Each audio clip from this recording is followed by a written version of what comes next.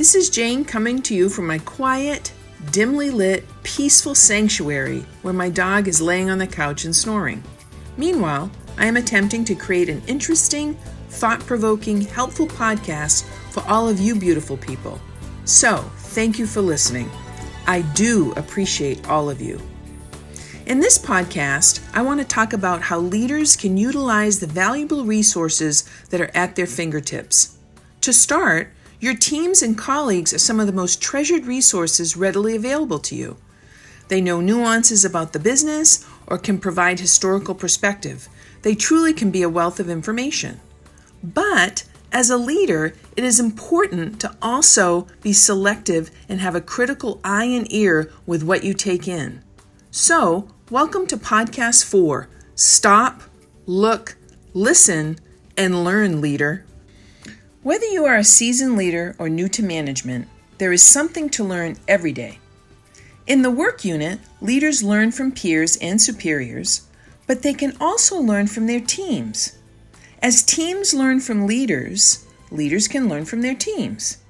This two-way street fosters strength, cohesiveness, and effective performance. So with just a little humbleness and vulnerability, this can be achieved. When I was a new leader, I didn't think of my team as a resource to learn. I thought I had to know everything, and that was a lot of pressure to put on myself.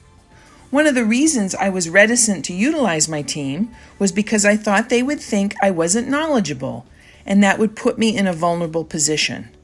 If they thought I was limited in my skills, then maybe they wouldn't respect me or listen to me, and then I couldn't affect change. As I evolved in my leadership, I started to clearly see the talented teams I was working with and how eager they were to provide insight. I began to embrace their points of view, took time to listen to their perspectives, and in turn learned invaluable amounts of information. This strengthened my relationship with staff, and they began to build trust in my leadership. The knowledge you have going into a new company and role is usually gained from research, what you learn during the interview process, and community reputation. Sometimes you can be fortunate enough to know someone within the organization that can give you an idea of culture, leadership, and business operations, but many of us go in with limited information. There is an abundance of information to learn from workplace teams, but how you learn and use the information is critical. Stop and observe the team members. This pertains to fellow leaders, your staff, and superiors. Get to know them. They will show you who they are eventually. Pay attention to how they manage professional relationships, how they interpret workplace situations, and how they deal with problems.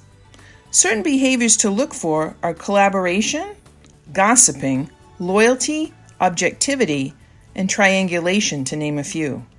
As you get to know your team and colleagues and their perspective on the organization, it is very important to continue to formulate your own opinion. Collecting all the viewpoints, including your own, will help you sift out the inaccurate, understand what's working, get a picture of what's not, and start to become familiar with key players. So together, you can break down barriers and create and execute initiatives, what you're there for. I cannot stress enough that taking the time to observe processes, employees, leadership, and interactions will help you gain more knowledge and understanding of the environment. Tapping into valuable trusted resources, including yourself, will give you a clear picture and contribute to making informed decisions for best outcomes. Thank you all for listening. I hope you've gained some insight today from this podcast, and we'll see you next time.